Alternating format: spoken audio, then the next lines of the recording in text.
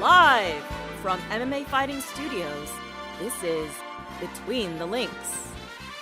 And now, your host, Mike Heck. The iconic voice of Esterlin welcomes you to a brand new edition of Between the Links. But she lied. I'm not Mike Heck, as you can very well see. I am Jed Meshew, also of MMAFighting.com, great website. And I am proud to announce that I'm taking over guest hosting for Mike this week while he's on vacation, a well-earned vacation. And I'm happy I got the call up because today got a fun one. Two of the best minds in combat sports. First, the handsome half of Morning Combat, the BBC with the BDE. Mr. Brian Campbell, how we doing? Oh, yeah, fired up to be back here. I was going to say Mike Heck, but that ain't you. Is it true, Jed, that you have a law degree? Did you get that at a gas station? But great to be here just the same. I do have a law degree. It's on that wall, but I don't use it because it might as well have come from a gas station. Speaking of people who came from a gas station, the most handsome man in MMA, full stop, a lover of high-level mixed martial arts, and the man behind anything but fighting, Mr. Jose Youngs. Jose, how we doing?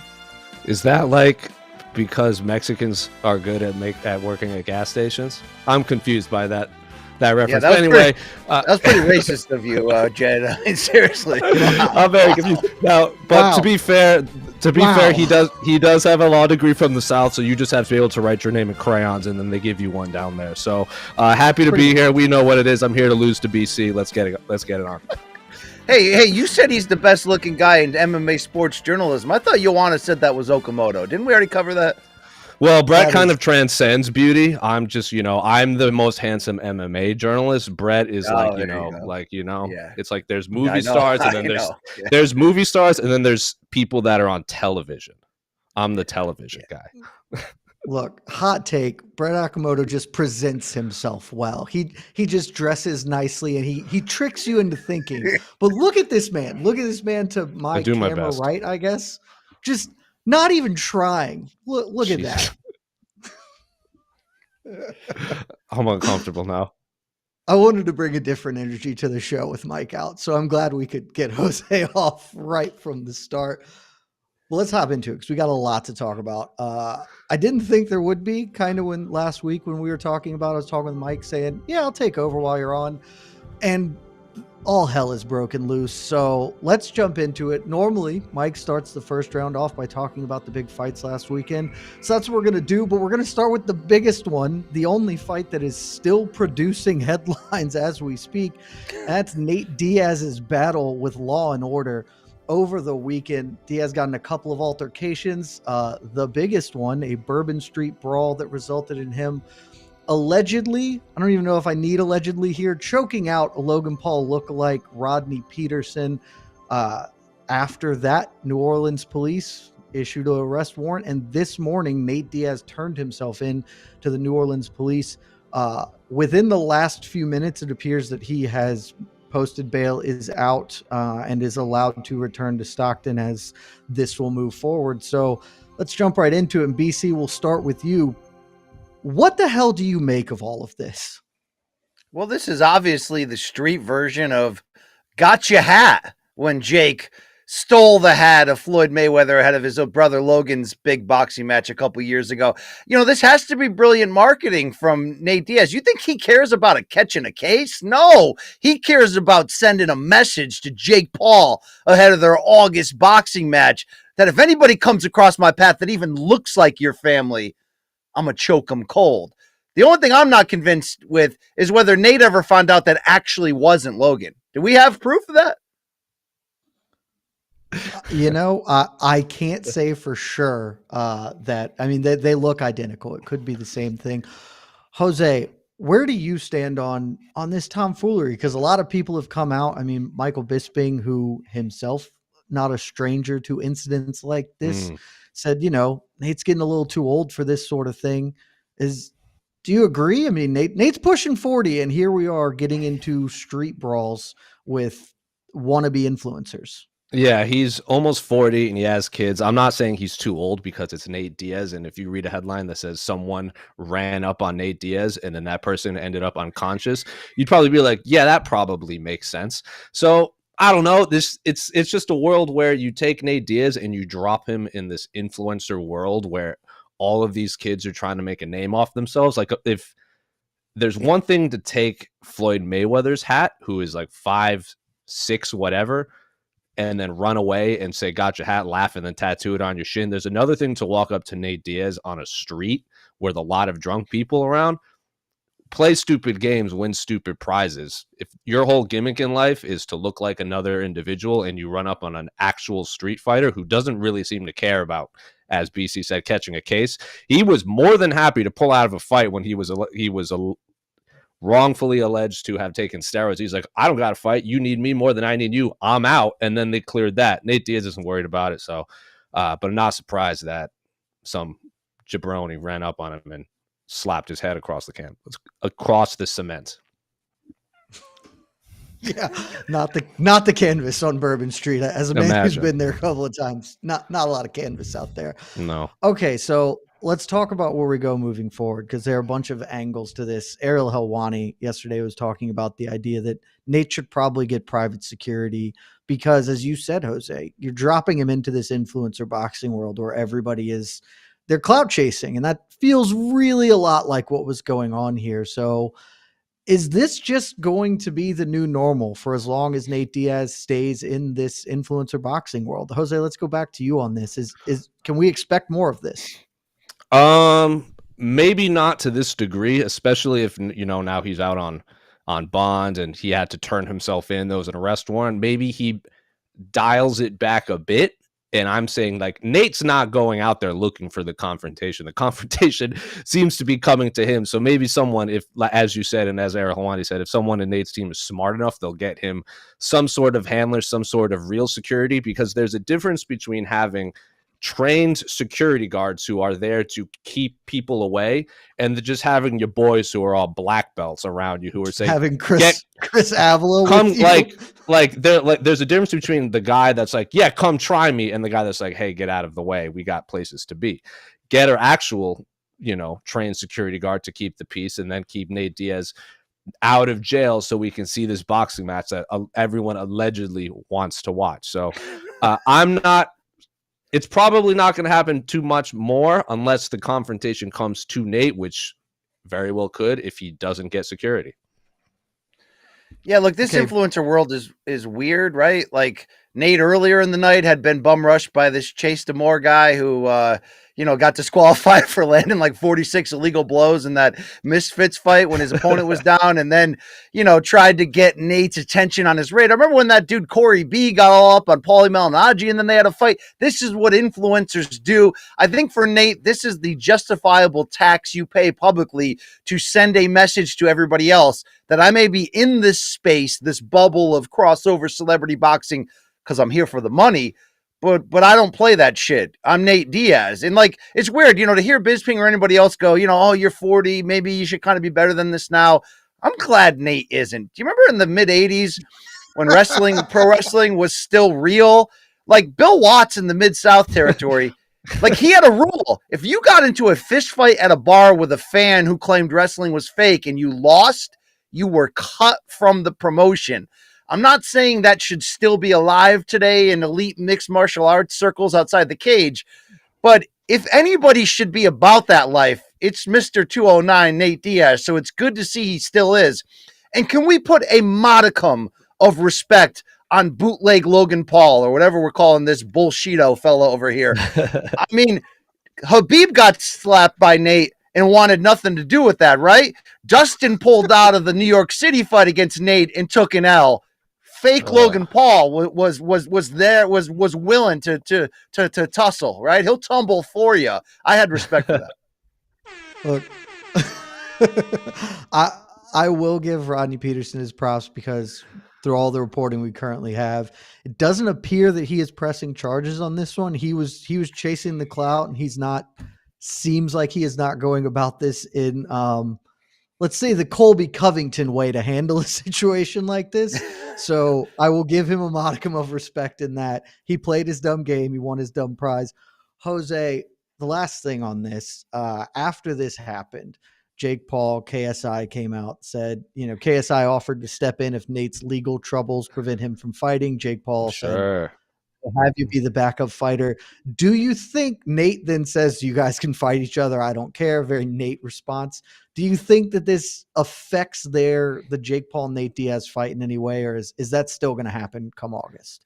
I am probably, because as I said, people allegedly want to watch it and money talks, and this happened on Bourbon Street. And I'm confident when I say that worse things happened on Bourbon Street that night that police had to deal with than Nate Diaz sleeping a guy. I'm confident that more than one person got slept in that 30-minute span on Bourbon Street. So Nate Diaz just happens to be a high-profile individual, so we're talking about it. If this wasn't Nate Diaz, nothing probably happens. If Nate Diaz looked like Brian or Jed, this wouldn't be a story either. So that's just, this fight's happening 100%. Yeah, I agree with Jose on one thing. He was inferring that at least 7 people in that video had chlamydia. I mean, it's New Orleans, right? It's the streets. It's right. It's like, correct. I mean, you ever been out in Bourbon Street area after 8 p.m.? I mean, it gets gross. So yeah, I think this is much ado about nothing. Like, Nate will pay the fine or show up in court or do whatever he has to do. But he sent a message out there, and no, this won't affect the Jake fight. This will get us more interested. In fact, Jake should be playing this up. I want to see now Jake beat up a fake Nick Diaz, right? Like, or maybe Nick himself. He's a little doughy these days, right? Maybe, BC, don't give the world any ideas. We don't need any more tomfoolery out there. Jake did immediately come out with a video essentially mocking Nate. So fast. Which, like, look, Jake, you can have any number of thoughts about Jake Paul, and I may share many of them with you, but the man understands the MMA and the internet content space. He is quickly producing responses for stuff like this. Good. Solid first round. We're going to move on. We have a shocking amount to talk about. So, Casey, give me my drum roll.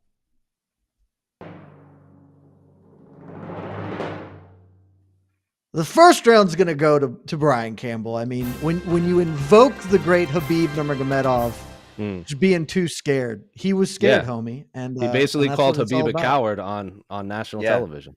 29-1. All right. Yeah. Or whatever we got here. All right. 30-1. Where are we at? Yeah. All right. Next topic. A lot of other real fights, sanctioned fights. Let's call them that. As all the fights were real. Sanctioned fights happened last weekend. So let's get into the bulk of them. We had the UFC going down back at the Apex. Everyone loves an Apex card.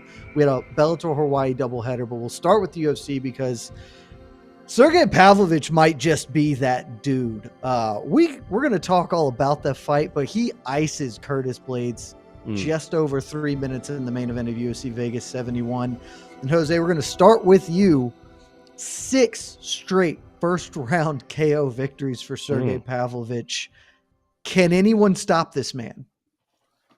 Probably John Jones, probably Cyril Gane. And after that, I am not overly confident because I thought Curtis Blaydes, I'm not saying steamroll over him. On the preview show, I said I would not be surprised if Curtis Blaydes just 50-45 Sergey like he did to Alexander Volkov and just use that high-level explosive wrestling he keeps talking about. And everyone keeps talking about why didn't Curtis Blaydes just shoot for takedowns and this and that. He was finding success on the feet against Sergei Pavlovich. Sergei Pavlovich just decided to unveil an unbelievable chin out of nowhere. Because if you watch that replay, Curtis Blaydes is landing flush on his chin. This is the same punches that put down JDS, the same punches that put down Chris Dawkins and all these other. And I know the Tom Aspinall one was goofy, but Curtis Blaydes was landing bombs on Sergey, and Sergey just didn't laugh, didn't smile, didn't phase. He just fadored his way through that and then just uncorked a barrage of, as I said, death by 1,000 lunchboxes on Curtis Blaydes. So John Jones, I'm confident could beat him. Cyril Gane, maybe, because he can probably match his speed and precision and everything. But I'm not overly confident with Cyril Gane as I was after the John fight and after watching what Sergei did to Curtis Blaydes. Outside of John Jones, it's at worst 50-50 against Sergei Pavlovich against anyone in the top 10 of heavyweight. I was really excited by yeah, sorry. Am I supposed to talk now? I keep walking all over. You just jump wherever you want, BC, and I'll work around you. I'll piss. You guys provide the sink. All right, here we go. What I'm trying to say here is this is my best type of development. This is my best type of get excited about. The prospect that's red hot, who has worked himself into legitimate title contention. Yeah, we don't know shit about Sergei Pavlovich at the end of the day. The only thing we know is he loves to play the slots, right? Which maybe comes in handy because the champion right now in this division used to love to play the slots. I mean, we had Boo Boo Wild thing calling him at the Albuquerque intersection. All right, we'll edit that out afterwards. That was my worst material of the day. But what I'm really trying to say is this. I love when somebody gets to this point, looks this devastating, and we've yet to see him in situations to get completely exposed like another rising heavyweight Alexander Romanov just did recently in back-to-back fights where he gassed out and then just came in overweight and looked like a slob. It's like, didn't that guy used to be that guy? Yeah, he did for a minute. Pavlovich is that guy, but he just keeps knocking good fighters out left and right. I would love for him to get into a title fight against John Jones if he gets through Stipe Miocic this fall with these same questions unanswered ultimately, because he fills the role as the Russian looking villain at the end of the B action movie, but he's got the same reach as John Jones. He's got the lunchbox fists that you mentioned. He's scary as shit. Man, he looks like Shane Carwin on steroids, as much as that sounds like an oxymoron. But I mean, he is just a monster. I want to find out at the highest level if he's got enough cardio for 2 or 3 rounds, if he can wrestle at all, if his takedown defense is any better than it was in that one time when he stuffed Blaydes cold after he finally started to hurt him. I think this is a really fun development for the division. We got to wait a little bit more on Tom Aspinall coming back to finally have his moment. But I want reasons for John Jones to stay around and keep defending that title. And I actually think Pavlovich is one of those reasons, because John's too smart. In his mind, he's seen the tape. Oh, that guy's limited. I'll destroy him. Fine. Let's make that fight next after Stipe and find out. I think that's good matchmaking. Jose, that is a great segue, because my next question was going to be about John Jones, because at the end of it, Sergei says, hey, I'm waiting for my title shot. Conflicting kind of feelings among the MMA intelligentsia, saying John's going to fight Stipe and retire. Do you think, is Sergei Pavlovich somebody of interest to John Jones should he get past Stipe Miocic?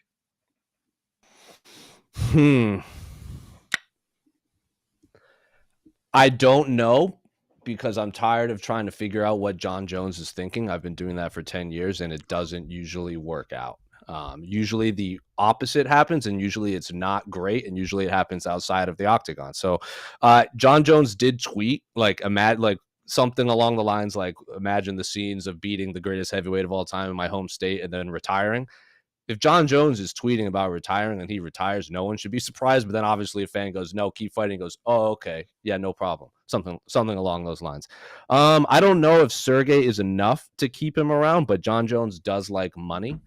And if the UFC sees money in Sergei Pavlovich with this big Russian audience that they've been cultivating lately, and they give John Jones a lot of money, maybe he does ride off into the sunset against Sergei Pavlovich. I don't think Sergei Pavlovich right now is a big enough name to keep John Jones around in the UFC, because he came back to fight Cyril Gane, and he didn't seem overly excited to fight for the vacant heavyweight title because it was Cyril Gane. And then the whole time build up, he's like kind of talking about Stipe, kind of talking about Francis and this and that, not really talking about Cyril Gane.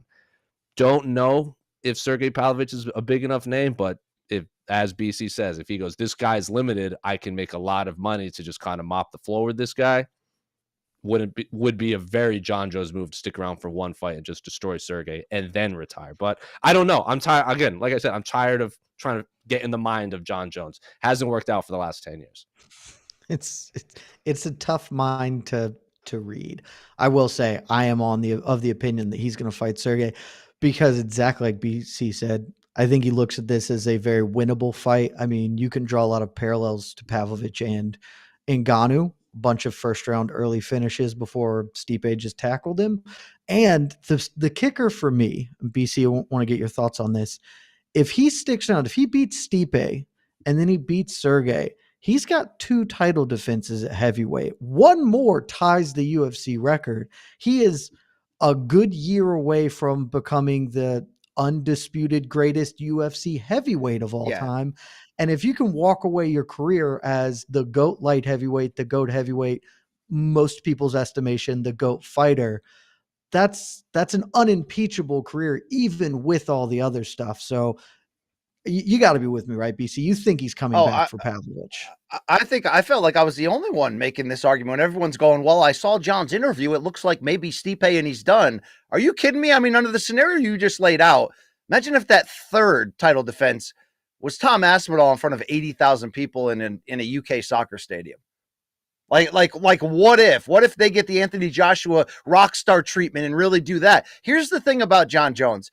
He's one of the best competitors we have ever seen in, really. I mean, seriously, combat sports, across all sports. I've always talked up his unflappability, the ability where no matter what chaos is going on in his life, he can focus, he can compartmentalize. Floyd Mayweather can do that. Gervonta Davis can do that. It's a rare skill.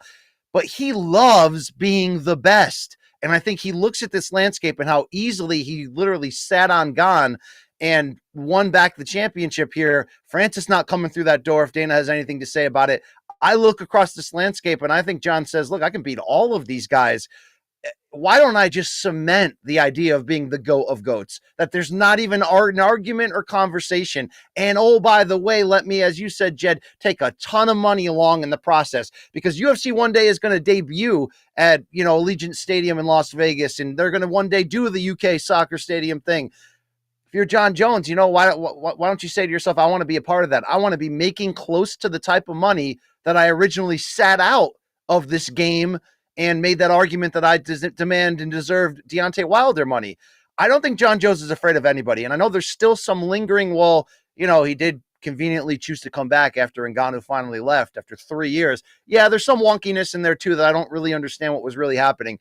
But John Jones, I think, looks at every situation and wants to find the most competitive option and then wants to beat them. I think his life works out a little bit better when he's winning and active and busy.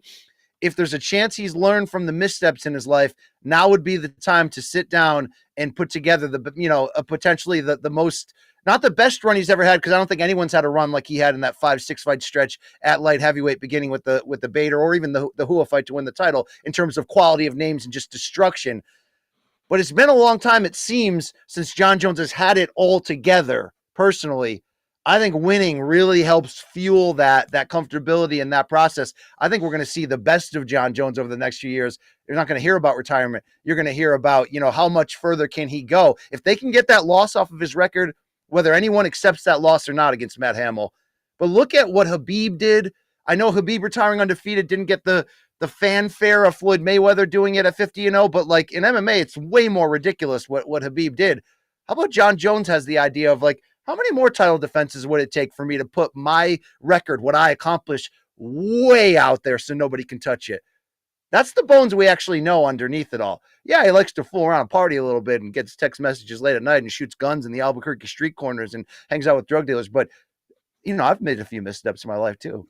They still ask me back on this show. I don't know why, but, here I am, right? We will have John Jones on this show whenever he would like to come. So stick with that. We're going to move on from the UFC Vegas 72 talk, though, because or 71, though that frankly holds the same for 72. Not a lot else happened on this card, but a lot of other stuff happened this past weekend. The Bellator doubleheader is where we're going next. Jose Youngs, you're a lover of high-level mixed martial arts. Yes. Patchy Mix. Yes. Do I need to say anything? Patchy Mix knocks out Raufeon Stots in the first round, wins the Bellator Bantamweight Grand Prix. I'm giving you the floor to talk about Patchy Mix, because afterwards he said he's the best bantamweight in the world, and he might be. Is that crazy for him to believe that he's the best bantamweight in the world? No, Patchy Mix is incredibly good at professionally fist fighting human beings. And I said leading into this fight that I was picking Patchy Mix, but I thought he was going to submit Raufeon Stots, because he's a guy like Raufeon Stots is an incredible wrestler. He's an incredibly athletic dude. But like when Danny Sabs and him fought, there was kind of the blueprint out there where Danny Sabs controlled a lot of the fight. Yes, Rufián Stotts won, but there was a lot of openings for a guy like Patchy Mix, who he's not going in there to hold you down, kind of grind you against the fence. He's going in there to decapitate you, to separate the oxygen from your lungs, to snap your arms, to do something violent to you, something with bad intention. Patchy Mix is every definition of the word of a hunter in there. And I thought he was going to submit Rufián Stotts in the later rounds. And the fact that there is no colder image in MMA than kneeing someone in the chin standing up and then just walking away into $1 million giant goofy check. That is the coldest image out there. And Patchy Mix walked in there, didn't smile at all, kneed Rufián Stotts in the chin. If you watch the replay, it sounded like a baseball player hitting a home run. That is what it sounded like. He went yard with his knee on Rufián Stotts' jaw, standing up, standing. This wasn't in the clinch. This was step in knee to the jaw. Lyoto Machida obviously did that a lot to the body. Dude did it to a professional fist fighter to the jaw and sent him tumbling, and Mark Hunt walked away. Is Patchy Mix the best bantamweight in the world? I don't know. I think he's the best, very easily the best bantamweight on the Bellator roster. I would favor him over Patricio Pitbull at 135. Now, obviously, if Patricio Pitbull looks unbelievable against Sergio Pettis, that's another conversation we could have, but I would favor him against Sergio Pettis easily. The fact that we're talking about Patchy Mix knocking people out, has like over 15-something submissions too. Dangerous cat. I would favor him over a lot of people in the UFC. I'm not ready to put him above Merab, Corey Sanhagen, Aljo, or Cejudo, and I know Umar Nurmagomedov is out there. He's a little lower ranked because of the competition he's fought, but throw Patchy Mix in there with anyone in the top 5 of the UFC, and it will be extremely competitive. So the dude is unbelievable. Rufián Stotts is unbelievable, but the fact that we watched what Patchy Mix did to him, look out, bantamweights, because that dude's going to be a problem for a long time. BC, I mean, that dude obviously is going to be a problem for a long time, but Jose already said it. We know what's next. He is going to face the winner of Sergio Pettis versus Patricio Pitbull. How big is that fight? Who do you favor in that fight? And just tell me your thoughts on Patchy Mix. Well, let's start with Patchy here. Is he the best bantamweight in the world now? You're muted, bud.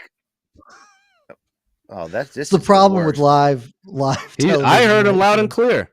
Yeah, you can. I'm on right now. I'm live. The people know it, Jed. Maybe you should get that law degree out of the dumpster behind 7-Eleven and represent my audio here. All right. Yeah, you sound great, BC. Yeah. Thank you. Sorry, that was me. My Siri decided that it wanted to jump in, and I was like, I can't hear anybody right now. Sick. I deserve that. Is. Anyway, please go on with whatever you were saying, BC. No, look, is Patchy the best bantamweight in the world? We don't know yet because, you can do the mythical matchmaking all you want, but let's give him this credit. I'm saying you could do the mythical matchmaking all you want, but he's not going to walk in the octagon tomorrow. We're not going to find out against those 2 or 3 guys that are in the conversation for that.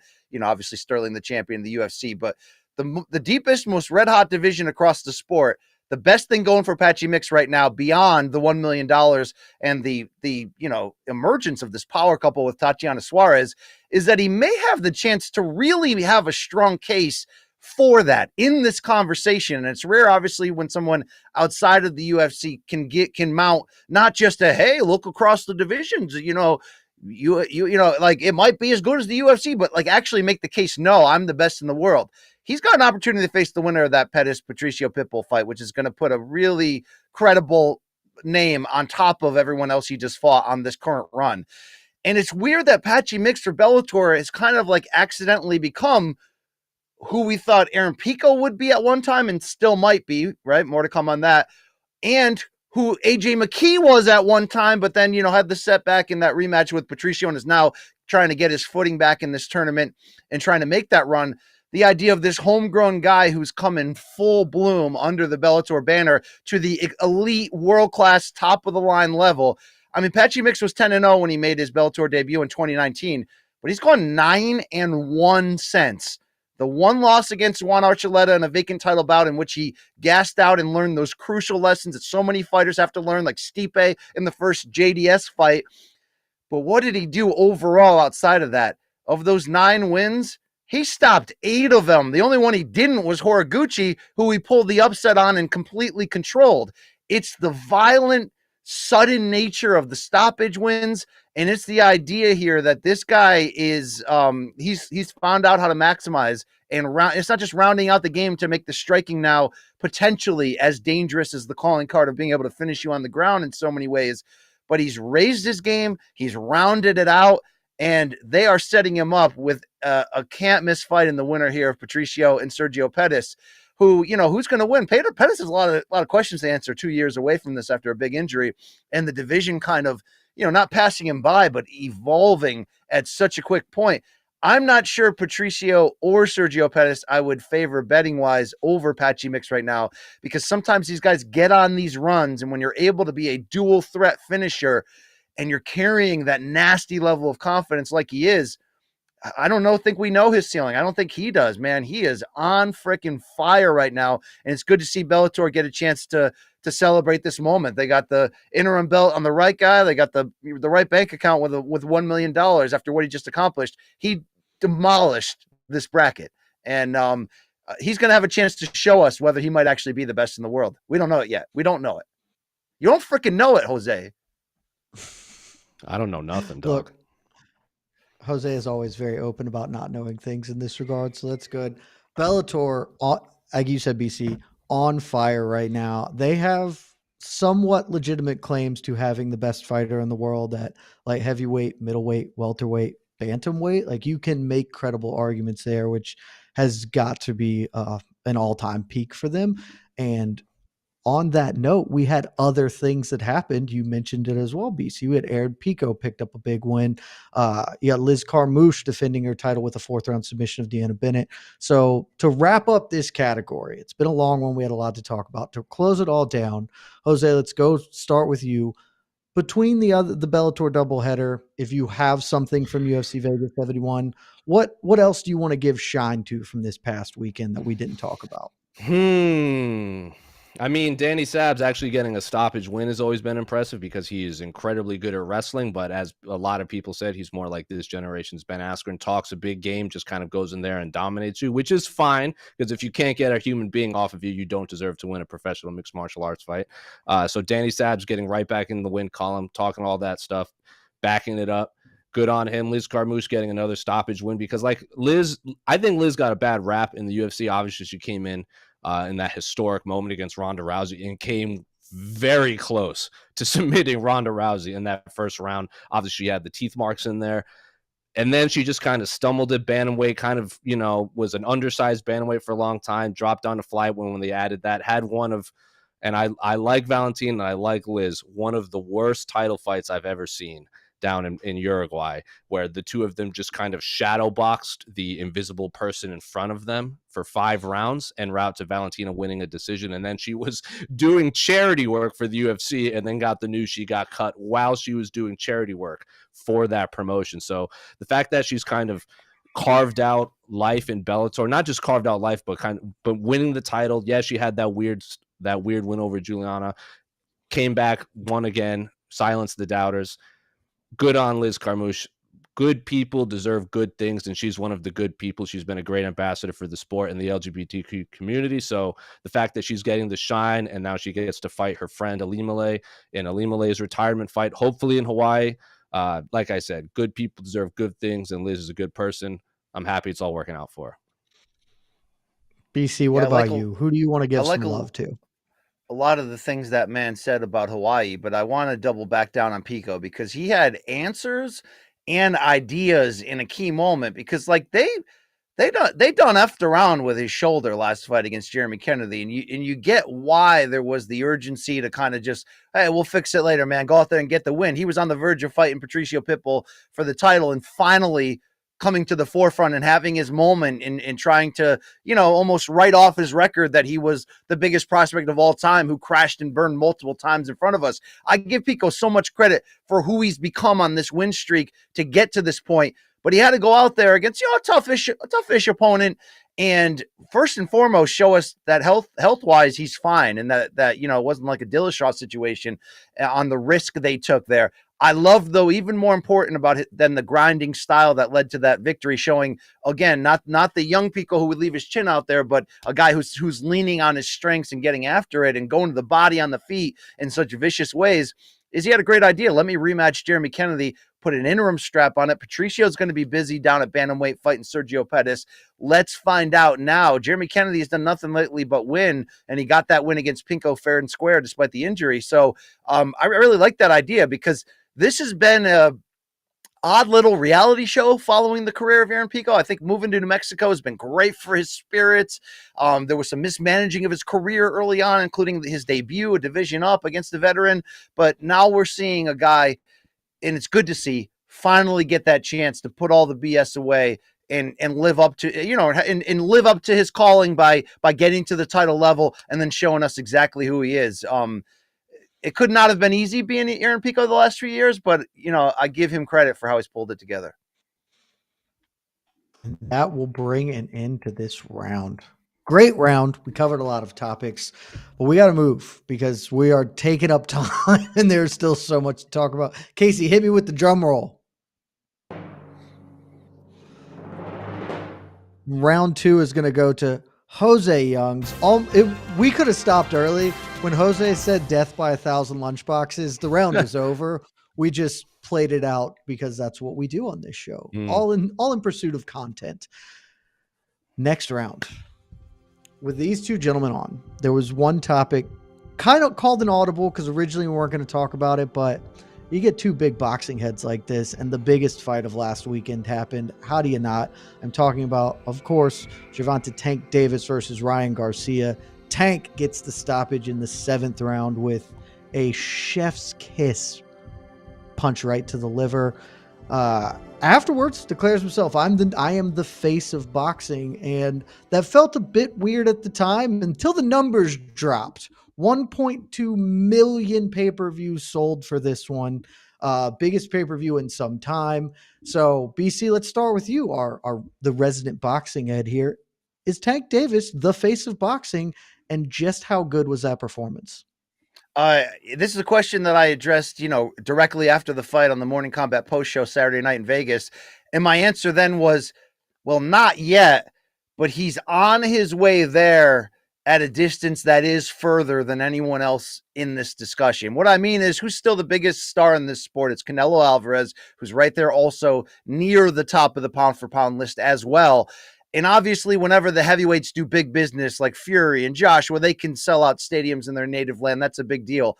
But what Tank has done across the board has been very impressive. The selling out of multiple arenas in major U.S. cities, without having any connection there. And really, in some cases, irrespective of who his opponent is, he started to get that tag for not only a younger audience in general that he's cultivated largely through social media like Ryan Garcia has, but Tank really brings in that celebrity crossover, cool hip hop generation type of audience, and they come out for him. And it doesn't matter who he's fighting.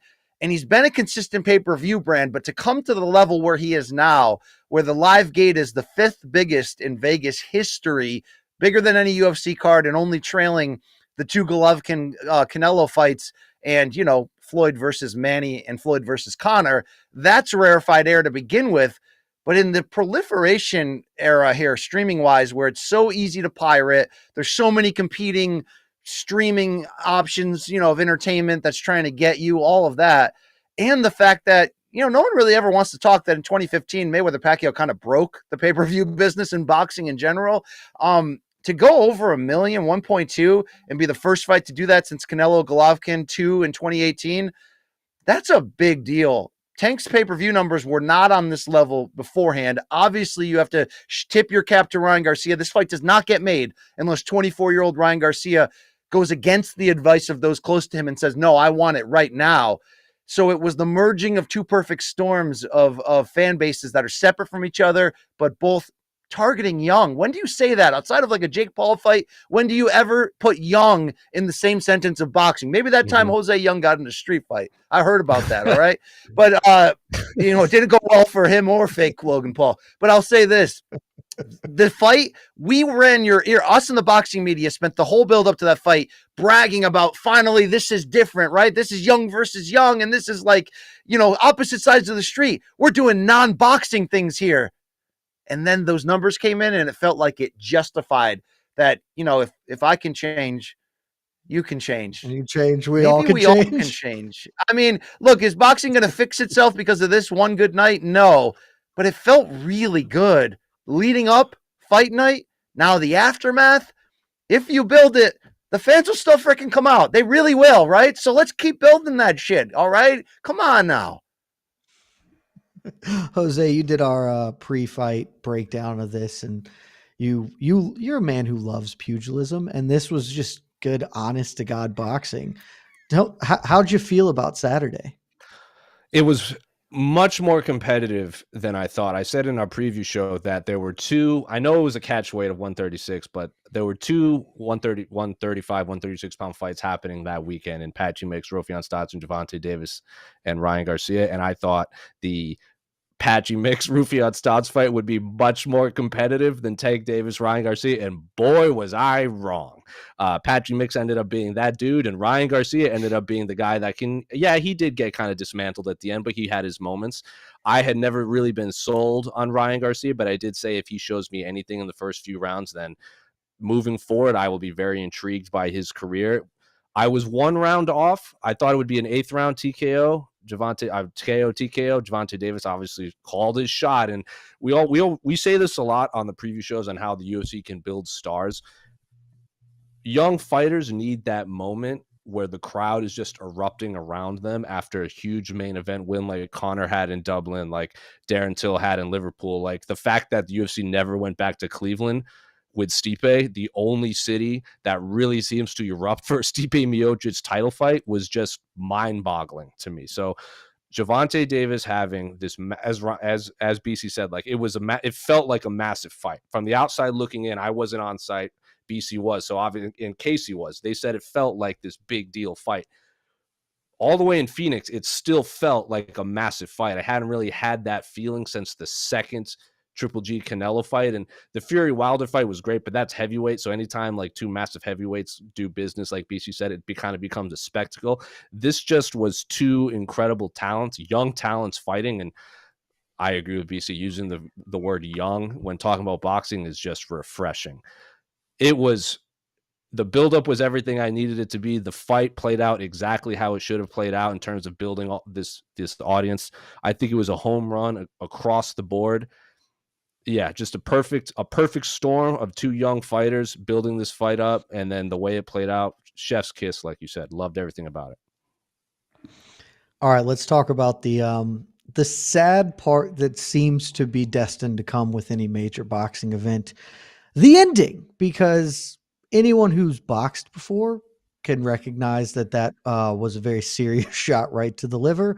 And yet you have people like Carl Frampton coming out and saying that Ryan Garcia quit, like he gave up. BC, what do we say to these people? This was not a controversial. This was not Ryan Garcia doesn't have that dog in him. This was just Tank Davis's night, correct? Tank Davis was the better fighter. It played out how we expected. I don't think Ryan embarrassed himself on the whole or necessarily set back his career. I think this is only a plus. He's got a lot to grow, technically, of course, but there was a lot to like there. But the idea of how we should respond to this does kind of, in some ways, react to like where you're coming from. Should us keyboard warriors who maybe put on the headgear once or twice and went in there and sparred a little bit, should we be like, oh man, he quit? He definitely could have got up. No, I mean, in a normal human sense, no. Those type of shots can turn, as they say, can turn your legs off for a minute or two and you can be down. Ryan Garcia's own promoter, Oscar De La Hoya, was stopped by Bernard Hopkins that way and had to endure the same thing. But this does feel escalated by not just Frampton's comments. I've heard other pro fighters, and now Julio Cesar Chavez Sr. basically came out and said, like, I don't never ever need to watch Ryan Garcia again, which when you know about that machismo Mexican boxing culture, that's still the foundation in a lot of ways of American boxing fandom in terms of like the fighters that become popular and this whole, attitude that maybe is certainly outdated. But if a fighter is watching that, a pro fighter, and saying, they're not saying it didn't hurt. They're not saying Ryan Garcia isn't a warrior. You could strategically say him staying down and, fighting another day long-term could be the best move business-wise and all that. But if they want to say he quit, I think they understand exactly what they're saying.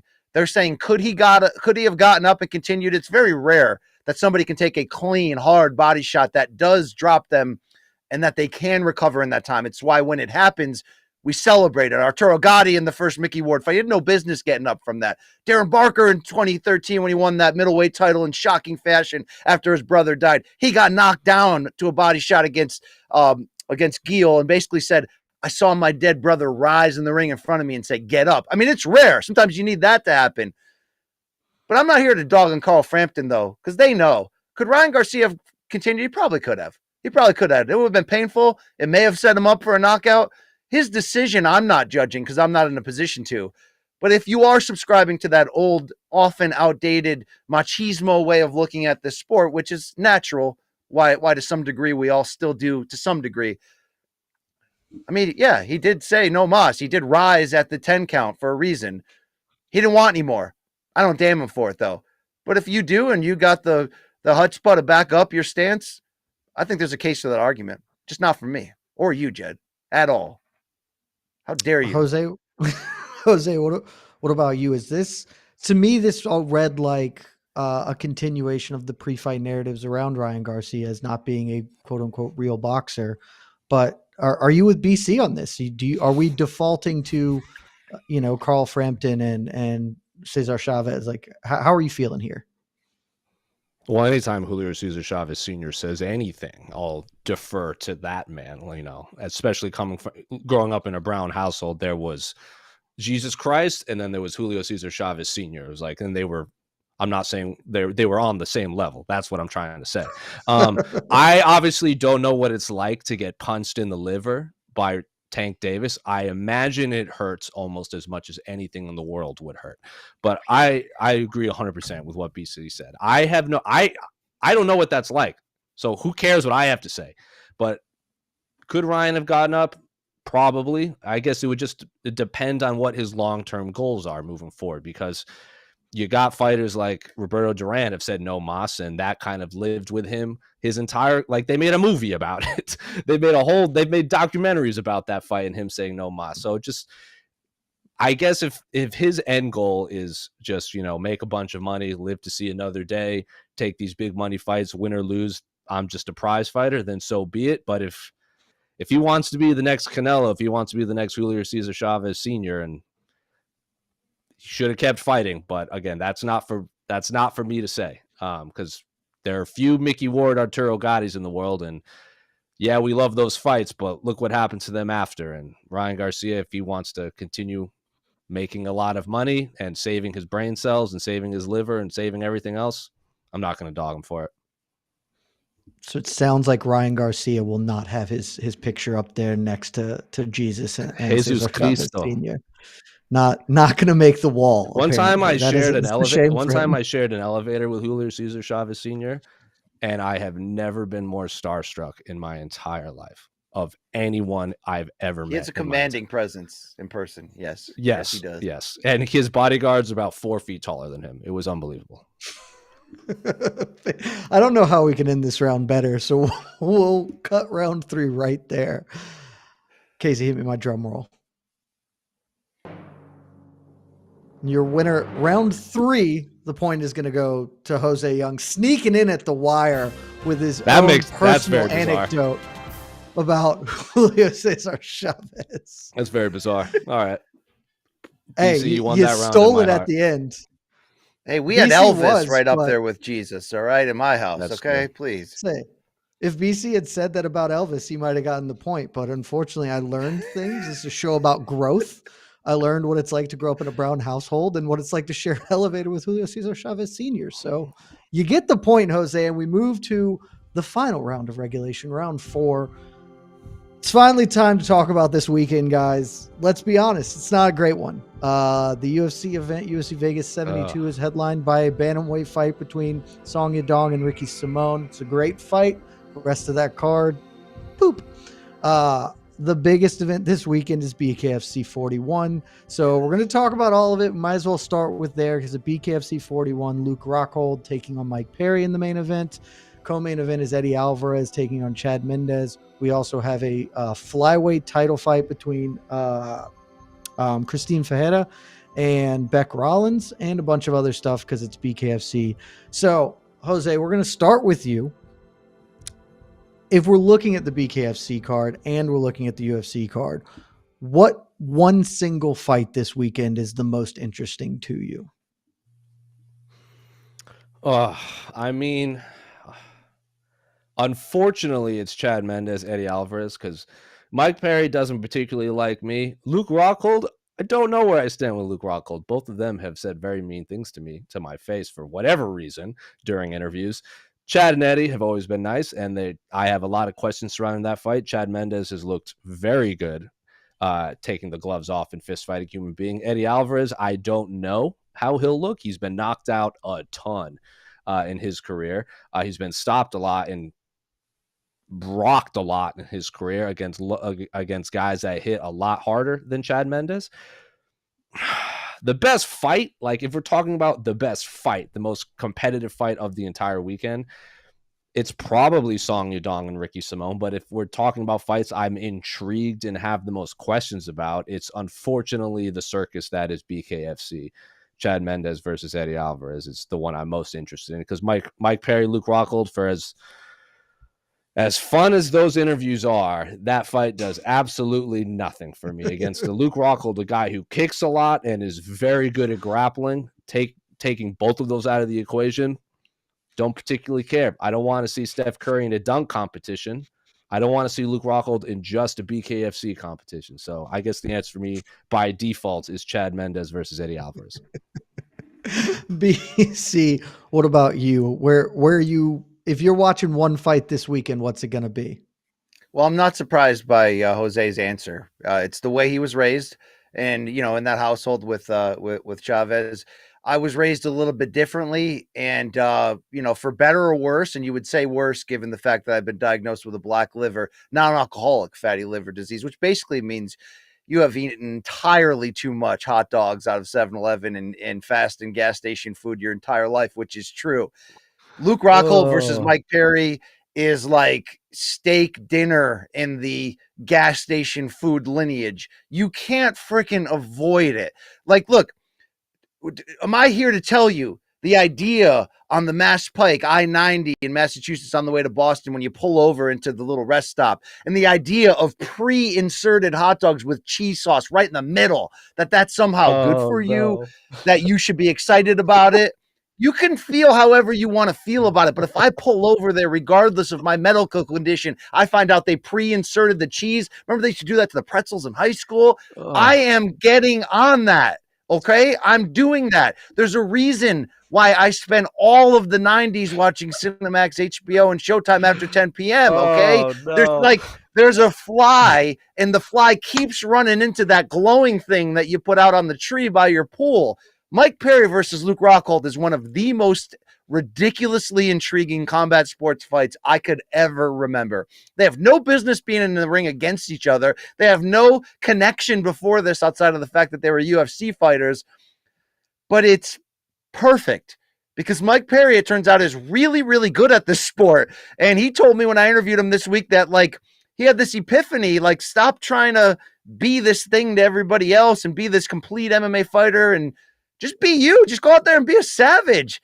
He's really good that the idea of him fighting the former UFC middleweight champion of the world, who's, height-wise looks like he's 2 divisions bigger, it's actually good matchmaking somehow. Mike had no business taking MVP in England to a bonus 6th round and then just outworking him.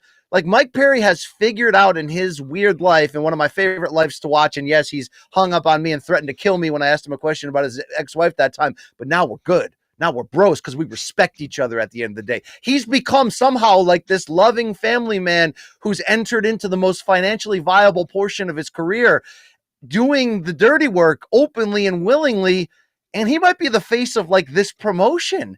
And Luke Rockhold, who's male model, the the most non-savage, but technically great and powerfully violent fighter, but who's coming off a fight against Paulo Costa that was like Fight Club. It was just freaking weird, right? It's like,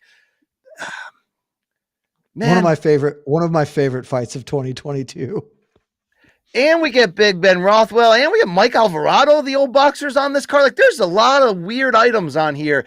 Dude, BKFC doesn't always get it right. I do, in large, think it's the last stop at the end of the Combat Sports Highway, and it's a little bit sad at times. But their matchmaking of late has kind of gotten us up out of the chair because there is life post-UFC for a bunch of these guys. It could come selling your name and getting knocked out by Jake Paul when you're 2 divisions lower, or it could come in this bare knuckle circle where they do tend to respect the fighters. They pay them a lot. And this is like a weird ass rock and jock all-star game, only it's a bare knuckle fight, and it's Mike Perry and it's Luke Rockhold. Yeah, that's the only thing that matters this weekend. Like, UFC picked a great couple week stretch to completely mail it in. We don't care. Give me the slap bullshit. No, not that bullshit. Give me the bare knuckle bullshit. That's what I'm talking about. Yeah, both of these men in that main event, Mike Perry and Luke Rockhold, have called me gay in the middle of interviews and walked out of the interview. So I they can't deserve defend this that. main event. That sounds incredibly on brand. Yes. That is Casey was there for extremely one of them. It was very funny. I laughed. Okay, I have one more question about BKFC 41, and then we're gonna pivot to at least mention the UFC. But it's simply this. This is a big event for BKFC 41. On pay-per-view, they shelled out a lot of dollars for Luke Rockhold, a lot of dollars for Eddie Alvarez, both making their promotional debuts. I mean, they are putting a lot of eggs in this basket. So, Jose, let's go to you first here.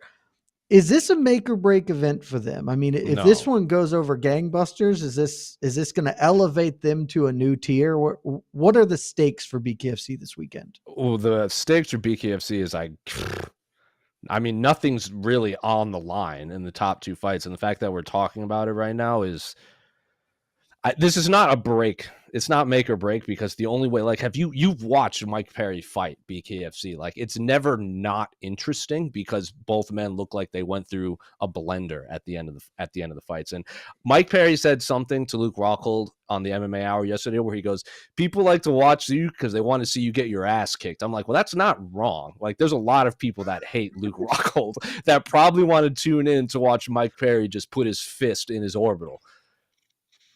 This fight is going to be interesting. It's not my cup of tea, but people are going to tune in. They'll watch Chad and Eddie. They'll watch a high level, martial art, if we're using BKFC for that with that term. And then they're going to get Mike Perry versus Luke Rockhold, which is apparently the above ground swimming pool of fights this weekend. So I don't know. It's not break because it's guaranteed to be entertaining in at least the post-fight interviews, and it is without question going to be the most viral fight. And if, like, a week ago we were talking about Gervonta Davis and Ryan Garcia and how that fight got made on social media, this is going to be the most social media friendly fight of the weekend without question.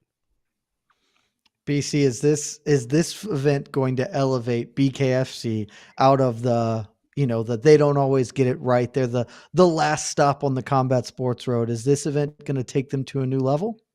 It could be. And I think sometimes that comes down to timing. And it's not that BKFC wasn't doing stuff like this, a year ago or 2 ago, bringing in ex-UFC names that we know. I mean, look, the PVC signing, which didn't really turn out great, at least launched this like competitive female division, and there's trash talk. I mean, like, it still was interesting to watch. Here's where I think it works in the timing wise. That recent boxing card that we saw, what was it, Gamebred? That was Pettis. Was that Pettis' Showtime Promotions, whatever the hell they call that in Wisconsin? That was Masvidal. That was Gamebred. Oh, that was Gamebred there. All right. So here's my point on this. I don't love Roy Jones in that fight, whatever on that. But I thought there was something interesting with the idea of taking pre-established rivalries, going, Jose Aldo and in the hardest hitting 145er, man, they had a fun MMA fight that time. Let's have them box against each other. These fights were like, even Belfort mopping around Jacare, and then suddenly Jacare gets up and he's coming back. Like, they were oddly and interestingly competitive, like better than like Jake Paul versus Tyron Woodley. Like, it just kind of was like interesting that I've said for a while, and I think we might see it, because when Zuffa boxing will never die. But I think the UFC, obviously was an error putting all that money in Karen to slap and that bullshit. What they really need to do is just create Zuffa Boxing, the promotion. I think they will now that WWE is involved and there's this larger company, because, wouldn't you love if you're WWE to make the Brawl for All an actual thing and make it real? But my whole point is there's money to be made if it's done right and the fighters are treated right, in these post UFC fighters still having a little bit of life left and wanting to use their name value to make a fun attraction. I think the UFC has watched all the money they're losing as all these ex-guys can't wait to get out of their contract, become an ex-guy, and then try to get in the Jake Paul sweepstakes. Somebody had to make a non-BS, non-triangle ring compromise here of trying to present it as kind of legitimately competitive as we can, but also pay you a lot of money to do that. BKFC, I think, has slid in here with the right card at the right time. Some cool ideas like the Mendes versus Eddie Alvarez, where if it works, if no one gets hurt, if everybody gets paid, and there's sort of fun, competitive, viral moments, yeah, I think there's a potential window there, because, these ex-UFC athletes want money and respect. And they're not against taking off the gloves and doing the gnarly bare knuckle thing. We are, as journalists, we're like, why the hell would you want to do that? Every MMA and boxer I talk to, like, oh, that should be easy. Okay. I mean, that's the only thing. As much as I'm against, in general, guys staying on well past their combat prime and just constantly doing the Bigfoot Silva thing, right? And selling your name to anybody. I'm obviously against that. There are guys who have a certain left in the tank. I'm happy when I hear Rockhold and Perry legitimately say this is the most money I've ever made to fight. Like, legitimately say that. I'm starting to come around on the idea, like, if this works for BKFC until Zuffa, if they ever do put that model together, there's money to be made. There's a lot of people that want to do it. Let's do it as safely and competitively as we can. Like, I wouldn't even be mad if they made Zuffa championship belts in boxing for ex-UFC guys to come in there and box for. I'm sure you're going to throw up in your mouth when you hear that, Jose. But that's, to me, a better way of doing it than sending Tim Sylvia showing up on a slap dock with Mark Coleman there. What are we doing here, guys? Yeah, I actually don't hate the idea of Zuffa titles for ex-UFC fighters. Wow, look at that. Out of nowhere that comes in. I like BC thought you would hate that, nah. Jose. So, all right, let's round out. It's boxing. The more belts, the better. I feel that way about the UFC. They should have many more belts, but that's neither here nor there. Let's wrap this round up by talking about the UFC, because we haven't realistically. Song Yadong, Ricky Simone. It's a good fight. Everything else in this card, your mileage is going to vary. So, Jose, let's start with you. Oy. Is there anything to care about on this card outside of the main event? I mean, there are interesting names that I'm interested in see how they perform. Give me five. Michael Olajaychuk is a very exciting individual to watch. He's one of those guys that either gets got or gets the other guy. He's hyper active in there. Julian Erosa has looked very good. He got head kicked by Alex Caceres, but he's another guy that beating Hakeem Duatu was hyper impressive. Beating Charles Jourdain was hyper impressive. Dude has a TKO win over everyone's current favorite fighter, Nate Landwehr, and I actually obviously scored the fight against Patty over in the Cage Warriors days. I thought Julian Erosa won that. Even Patty said, if it's in this current rule set, Julian Erosa wins that fight. Those two are interesting. Adolfo Vieira is very good at submission fighting. He's not very good at MMA. I'm sure he's going to get exhausted in there, and I know how much you love sloppy, tired MMA. That's about it. Those three names I'm very interested in. Stephanie Egger is a very, very nice woman. When I was stuck on Fight Island, the only thing we were allowed to do for a long time was rent a bike and drive around in a circle. And part of the circle was on a 45-degree incline, and it was about 100 degrees with a humidity level of 75, and I was absolutely exhausted. And then all of a sudden I look up and Stephanie Egger is on the top of the hill cheering me on, and I was like, oh god, a UFC fighter's watching me. I can't bitch out now. Didn't bitch out now. So props to you, Stephanie Egger, for getting me up that hill. So 3 of the names I'm excited to watch, and then I'll always watch Stephanie Egger after she cheered me on up that hill in Fight Island. BC, what do you got? That was great. That was great. No, this fight card absolutely blows. And that's not me, BC, being the white belt fan that many people, peg me to be. Like, normally on a regular fight night, I could go up and down that prelim card and tell you a few Instagram fights worth watching in the strawweight division, right? Like there's none of that. Boy. There's very, very little redeeming quality. This is the bottom end of some people that are getting smart to the business and seeing the factory that the Dana White Contender Series has become, and see how little they can pay the fighters coming in. And now, like, this is bad. But what I want to find out is what's going on the larger whole, because it's not as if any promotion can't have an in-between card that just isn't great or doesn't specifically satisfy what you're looking for. It happens all the time. We can always recall, hey, what's the worst UFC main event you can remember? Was it really Calvillo versus right? Like, we could do that game, but you give them that mulligan because they deliver. Now, though, we're starting to get a couple in a row that are just sort of like, oh, damn, like, I don't even think we needed this one. What am I really being offered here? Love Simone versus Yudong. I mean, it's great, right? But, like, it slides off quick. And then I look at the next pay-per-view, and, it kind of sucks. It kind of sucks a little bit. And I look at the one after that in Vancouver. That one kind of sucks too. And that ABC card coming up's got some decent fights, but like, you put Rosenstruck in an ABC main event. My point is, name a single person that wanted Nunes versus Pena 3. My whole point is, what is going on overall? Pena. We know what's really going on with the ESPN contract, and it doesn't put as much onus on the UFC to build pay-per-view stars or over market pay-per-views.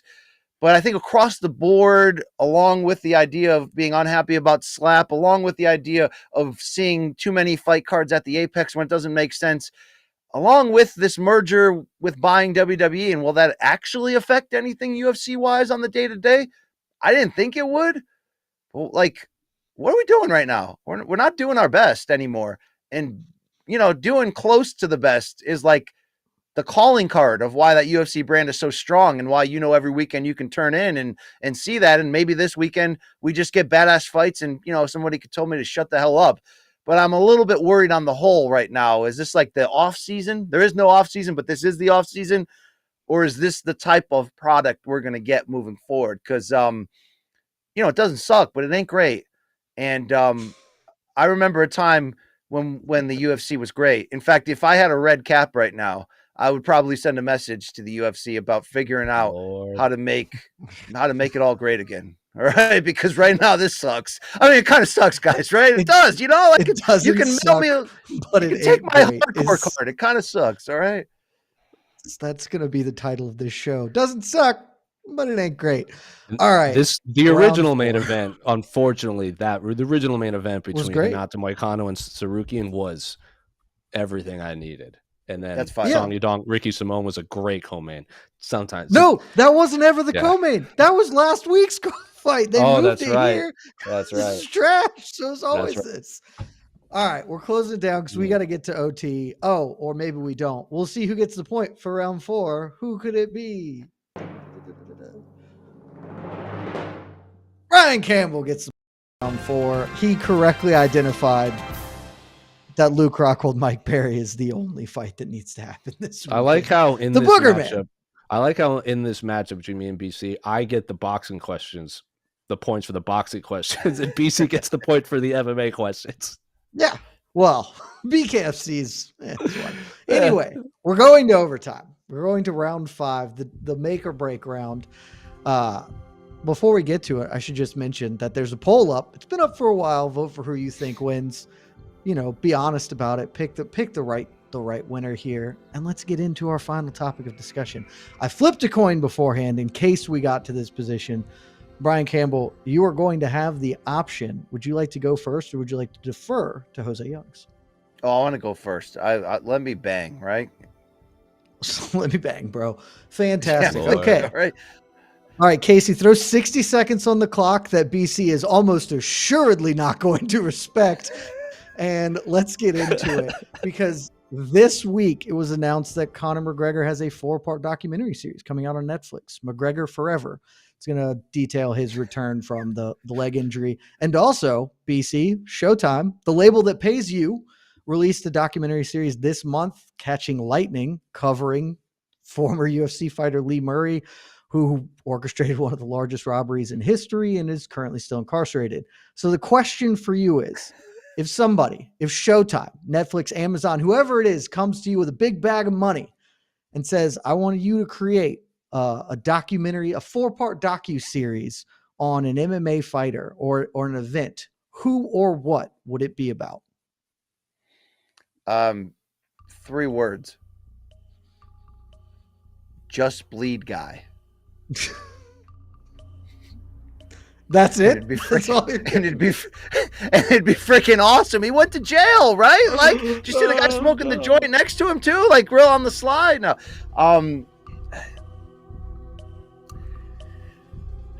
that's a great question.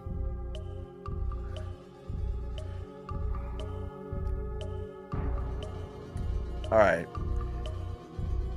I mean, Betchkohea maybe.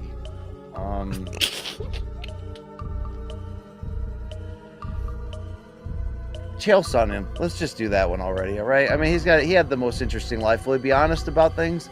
Why were you staying at the Luxor that night, Chael? Did you really kill 7 people? I mean, what's going on here? You know what I mean?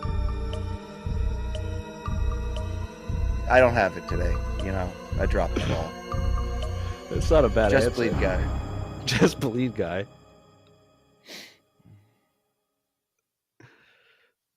I mean, it's not a bad answer. It's not a bad answer at all. Sorry, I got laughed booted. at for it. So you could have added some flourish to it, but there we go. BC just caught off guard. Jose just fell apart. Honestly, credit to you, BC, because I think that's the first time you've ever come in under the 60-second mark. Yes. So and Jose Chavez Youngs, Sr. just tweeted that he'll never watch the show again. So there you go. Yeah. I'm sorry for your loss. Jose Young's the same question. If somebody, Showtime, Amazon, Netflix, whoever, gives you a big bag of money to make an MMA docuseries, who or what are you doing it on? Casey, get the air horns ready, because the only answer is I want to see the circus surrounding Affliction MMA, because that still seems like such a fever dream to me. The fact that we got, what was it, Megadeth playing for an ungodly amount of time while Fedor and a bunch of other fighters just stood on the stage. I want an entire episode on just that decision. The contrast in that is, I watch that video every few months and I just have a great time. I want to see the lineup, like Jesse Taylor, who's still fighting, was supposed to be Ben Rothwell, who we just talked about on BKFC, was supposed to be on the canceled 3rd card. Donald Trump was there. We can get all of Esther and Casey's footage. Fedor knocking out Tim Sylvia, Fedor knocking out Andrei Arlovsky. It all happened in the famed Honda Center where Ronda Rousey kicked in the door for women's MMA. Matt Lindland fought on that card. Josh Barnett fought on these cards. I want to see the whole circus, and it means we get all the bad Affliction shirts for 5 episodes, because that's what I want. Tough final round to judge, really. Thank God I don't have that power. We have Just Bleed Guy versus Affliction MMA. I should have Just Bleed Guy. Is it bad? Might be tough to make 4 eps on it though. Might be a tough stretch. Okay, make sure you know what I should have went with? It doesn't count. I should have went with the night Elite XC fell apart when Shamrock got cut. That is the correct answer. That's why I was about to jump in right now. I was about to say that. I'm not a contestant, but I was gonna say I want to see a doc because I was working for Elite XC at the time. The night. The whole Ken Shamrock, Petrozelli night, Kimbo Slice. It was like, let me just say, so I was working for Elite XC. I'm sitting in row 2. I got my dad tickets. I'm there with my 2 brothers. You know, all this stuff went down earlier. You know, it was crazy. You know, did Shamrock really do it on purpose? Was it whatever? Was he just trying to get more money out of their promotion? Nobody knows the truth. Kimbo gets knocked out in 10 seconds. I look over at my dad. I go, ooh, I need to find a new job. And sure enough, I was laid off about a week later. Like it was wild. And I don't know the truth. Happens. No one knows the real truth. What happened that day? I've heard so many stories. And then Seth Petrozelli said afterwards that they offered him money in the locker room to not take Kimbo down. And you could tell the whole story of Kimbo through this film as well. So yeah, and the more Jared Shaw we get in there, he was Dana White while Dana White was still Dana White. You know what I mean? Yeah. And and I've heard Elite rumors XC is the best of allegedly the late Kimbo Slice they didn't think they were gonna fight and they were just having a blast, and then all of a sudden like, oh, you're fighting. You're like, oh, okay. Yeah. So a lot of crazy stories. Yeah. Oh. That's the right answer. It was one of the funniest things that's ever happened in this sport. Get your votes in, Casey. While you are doing the tabulation, I will run us down programming notes. Mike Heck is still off, so tomorrow morning, AK Lee will be back with Lee of a Morning. So make sure to tune in for that. We'll have a preview show for this weekend tomorrow. I think it's me, AK Shaheen Al-Shadi. And, just the normal weekend coverage stuff. If you're not trying to watch or if you can't afford the pay-per-view, tune into MMAFighting.com. Great website. We'll have you covered for all of that. And some may say the best. Some may say the best. But, there are also people who really like Morning Combat who, BC, I'm sure you guys are covering all of the award-winning Morning Combat. You're covering all of the critical events this weekend. I'm certain that's true, correct? Yeah, especially that bare knuckle one. Yeah. I mean, that's the one you want. Casey, do we have a winner? Yes, sir. We do have a winner. We have a winner. Well, for an illustrious prize. All right. I changed the poll up a bit. This wasn't a straight, pick red corner, blue corner. So, with 13% of today's votes. What in God's name did you make this poll, Casey? With 13% of today's votes is Jose Youngs. So he doesn't get the sounds. What was the poll? Yeah, I need to know what the poll was. So 13 for Mr. Jose Youngs. With 16% of the votes, Mr. E. Casey Leiden. So Casey wins. And with 21% of the votes, Jed Meshew. Yeah. And with 50% of the votes, your winner today is, of course,